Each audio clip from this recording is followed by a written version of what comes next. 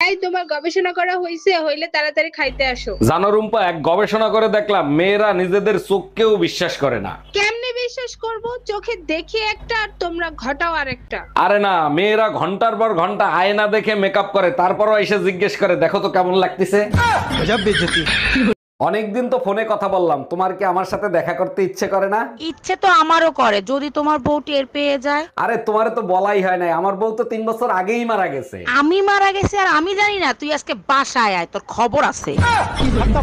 জানেন ভাবি, মেয়েদের সব থেকে বড় সমস্যা কোনটা? অরুণ ভাই, মেয়েদের সমস্যার তো কোনো শেষ নাই, সব থেকে বড় সমস্যা হইছে জামাইটা। না ভাবি, হইলো না। মেয়েদের সব থেকে বড় সমস্যা হয়েছে মেয়েদের 2 চোখ। একদম ঠিক বলছেন, মেয়েদের কাছে জামাই হলো চোখের বিষ।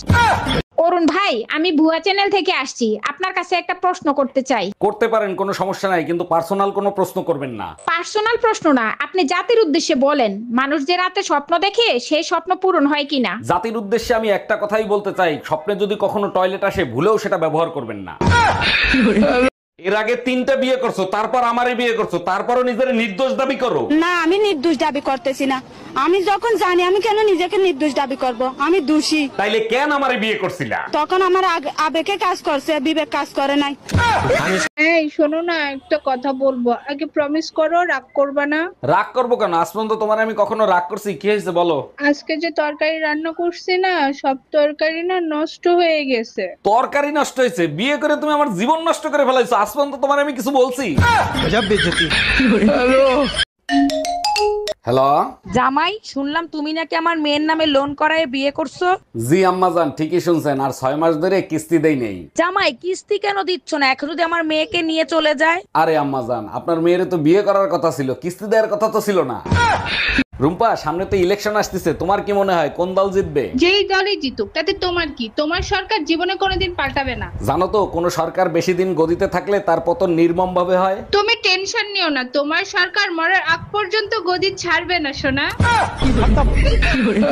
মূর্খ গাউয়া খ্যাত বিয়ে করে নিয়েছি। এই তোর বাপের জন্মে বিস্কুট খাস নাই? অরুণ ভাই, ভাবিকে বকাবকি করতেছেন কেন? আর আপনার ঘরের থেকে গরুর আওয়াজ আসে কেন? গরুর আওয়াজ আসবে না তো কি কোকিলের আওয়াজ আসবে? আপনার ভাবি গরুর আওয়াজ করতেছে। বলেন কি, হঠাৎ ভাবি গরুর মতো আওয়াজ করতেছে কেন? কি হয়েছে ভাবির? গরুর জন্য ট্যাবলেট নিয়েছি, সেই ট্যাবলেট বিস্কুট বেবে খেয়ে ফেলাইছে।